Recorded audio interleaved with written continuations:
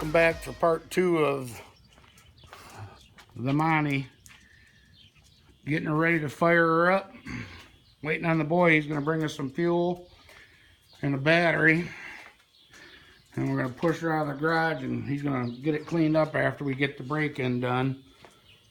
I do have to, like I said last night, I got to get the distributor put in it, wire it. He went to get one spark plug because one spark plug broke. And get the carburetor situated. And then it'll be time to fire her up. But I'm waiting on him to show up. He's supposed to be here around 11. So we're going to get that set up. I got to find that old distributor to get the coil off it. And little odds and ends. And we'll bring you back when we get ready to fire this thing up and get the braking procedure done. What else? Got the old Blazer sitting here with the old Hoosiers front runners. We're going to be getting to work on this soon. I'm going to get it in the air and get the El Camino wheels. It's got the El Camino wheels, the drag radials on it right now. I'm going to take them off and put these back on it, or find a set of stock wheels to put on it to roll it around like we have in the front here, just to be able to move it around for now. I really don't want to leave the big wheels on it and you know, let them get dry rotted and stuff. So I'll have to dig in the back over there and get a set of wheels to put on it. But all right, guys, I'm gonna wait for him to show up, and then we'll bring it back. All right, guys, we're back at her here. The boy just went and got one of the spark plugs. I broke another one trying to get them in here. They're pretty tight in there. My bad, I broke number 8 or 7 cylinder. But everybody on the comments on the first video that I did yesterday was asking what the combination was. This is an early 70s, I think a 72 or 73 350 4-bolt main block that we had bored 30 over, had it line bored, new cam bearings installed. So it's actually a 355. It's got I-beam, scat I-beam rods. The crank we had turned 1010. He bought a set of the Aldebrock E Street cylinder heads, aluminum cylinder heads, which are 202 160s with a 185 intake runner, 64cc combustion chamber, which is going to put this around 10.5 to 1.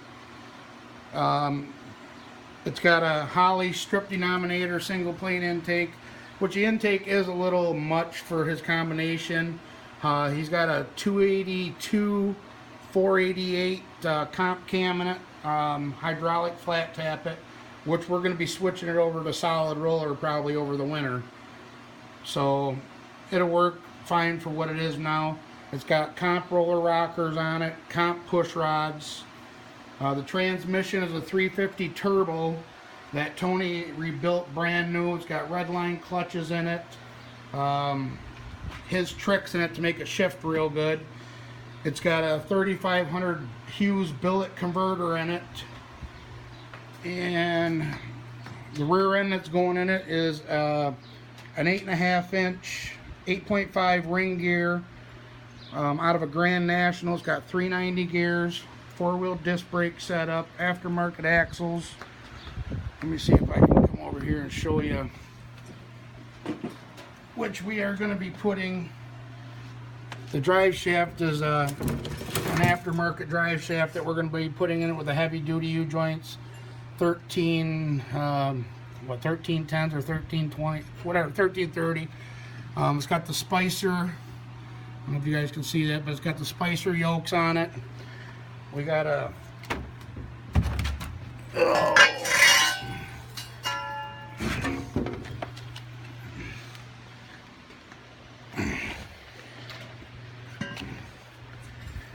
TRZ cross member that's going in it. Like I said, we're just breaking this in today, getting it running, getting the motor fired up, and then we're going to be spinning it around in the drive shaft, backing it up. We're going to be putting the rear end in it, the new cross member, the heavy duty race drive shaft, and we got to install hood pins yet, which the front ain't going to be bad. We're going to be coming to these holes here, but on the back I'm just going to go off of the holes here on the hood hinge, because there's not really a good place to put the hood hinge. It's too close to the edge to go here, so we're just going to run it to these holes here. But yeah, I mean, the combination on this car is actually pretty killer. I'm estimating the horsepower of the motor prop to maybe 4.25 on the high end. It's got some good internal parts. The heads are a good set of heads. You know, 400 to 425 as it sits. When we bump the solid roller in it, it's going to be better. Plus, he's got a nitrous kit also, a nitrous plate kit that he got from Ken that we're going to be installing, and we're going to be running a 100 shot on it also for next season. This season, we're just going to get it to where he gets used to the car, gets comfortable in it, and then we'll upgrade over the winter. But yeah, I had people asking what they were doing, you know, what the combination was for the car, but that's the combination that it is. Like I said, it's got a lot of nice parts in it. So hello, everyone. How was work today? You don't want to know. But anyways, guys, he just went to get another spark plug, like I said, because I just broke the brand new one that he just bought. So I shipped him out to go get a new one. We're getting ready to drop I'm going to drop the distributor in it, get it up on top dead center, get the distributor put in, and we'll put you on time lapse when we finish up everything else. But when it comes time to fire it, we'll bring you guys back, and we'll go over the braking procedure with you. You know, it's got to run. The cam, actually, you know, the cam is not brand new. It's already been broken once. We got the cam from Tony when we bought the heads and the intake, or the heads and all that stuff. So it came with the combination. So I'm still gonna bring it up to 15,000, 2,000 RPM and let it run 10-15 minutes to get the rings to seat in. I'm not worried about the camshaft. Like I said, the camshaft has already been broken. I kept all the lifters in the order they came out for each cylinder, in line, so they're on the exact same load that they were on. So like I said, it's not, the braking procedure is not for the cam. It's more or less for the bearings and the rings to seat and stuff like that. So alright guys, I want to just do an update here with you. I ended up changing the springs out on this distributor. It had these big, let me see if I can get one off here. It had these big heavy duty springs, and usually these big springs, they're so stiff on there, you usually don't let the timing fully advance until like 45 to 5,000 RPM, which we don't need that. We got a nice converter in the car, so I put light springs in my distributors all the time. That usually lets all the advance come in about 2,500 all in. And there's bushings on the bottom side of this distributor that you can change out here. These are degree bushing. That lets you know how many degrees advance you got. The bigger ones, like say that was like 16 degrees. The smallers will give you all the way up to 22 to 25 degrees. I always put the biggest one I can because I want it the least advance in my distributor. I put my advance in on my initial timing, and then total timing, and when you rev the motor up. So tech tip for you, if you're ever messing with these distributors and you want it to come in quicker, you change your springs, and if you want less advance, you can change your bushings out. Quick tech tip for you.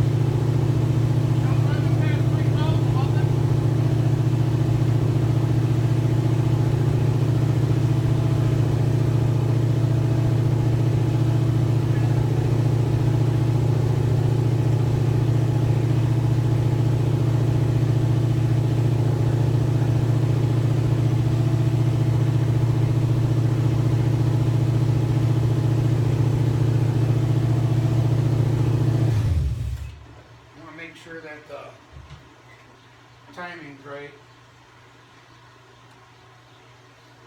I gotta idle it down.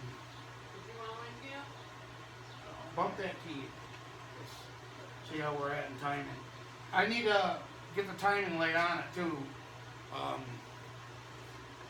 Sorry guys, this might be a little bit longer of a video. I don't know if you heard me or not, but we got everything all together, carburetor on it, and I put the timing where I thought it should be, and I said, well, just hit the key to see if it's going to fire off, and it fired off and took right off. So I told him, don't shut it off, and I turned the camera on, so you didn't actually get to see the first initial fire up. But this was breaking. It's already been going probably 10 minutes or so, 15, and we're already up to temperature. We're going to let it heat soak for a minute, and then I'm going to bring the idle down, and I'll bring you guys back.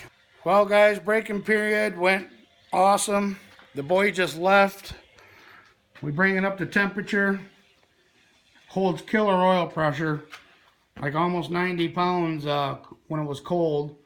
When it heated up, it got up to 180.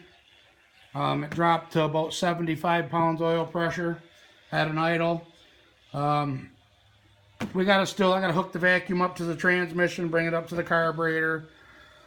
We gotta get a throttle linkage for this carburetor. This is the old linkage off of the carburetor that was on here, and it won't work with that setup. But yeah, we got everything, all the wires pretty much, everything's good to go. Sounds killer.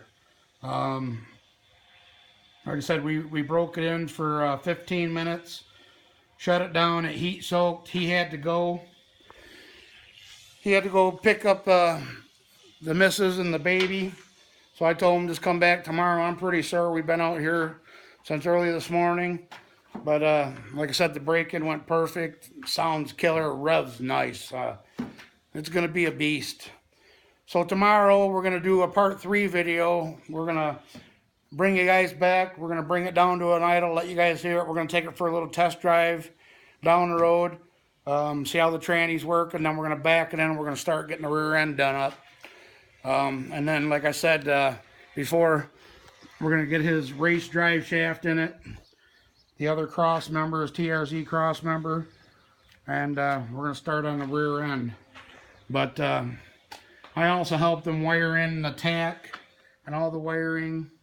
Got all that done. Everything's heat shrunk and ran right. So we're going to set the rev limiter on it and actually take it for a cruise to see if the distributor is okay. It seems like it's okay now, but Lloyd said driving it wouldn't go over 3,000. So we actually going to take it down the road and actually drive it and see what happens. Like I said, if not, I have another module. The spring change that I did on it, we took the springs, the springs that go here on this one, but I have a set of ones for MSD, multiple springs. I put a set of lighter springs in it, and it loved it. So I haven't even put the timing light on it or nothing. We just let it break in. No smoke, no ticks, no knocks, holding killer oil pressure. Thermostat opened up at 160. It got up to 180 sitting here. He couldn't be more happy, and that makes me happy seeing his smile face to face. We've been on this, you guys know we've been on this project for a long time, and he's finally starting to see some payout in it, and that's what counts. And I told him, it doesn't happen overnight. He's got a lot of money into this stuff, and just in parts. I don't charge him labor, it's my boy, but he's got a lot of money into a lot of good parts, and he's finally seeing a payout on it. And like I said, there's the smile on his face when this thing lit off, and there's no leaks, no oil leaks, no antifreeze leaks, no smoke, no tick, no knocks. We're good to go. So stick around, guys, for part 3 of the Monte. You'll be seeing a lot more. We're gonna get them used to it. We're gonna be taking it to the track here soon, after we get it dialed in a little bit and down the road and broken. To where I'm comfortable with it, and we're going to take it down to the track and let it eat. So there'll be a lot more videos of this car coming, but until then, guys, stay tuned for part 3, and as usual, don't forget to like, comment, share, subscribe, and we'll catch you on the next video. All right, bye bye.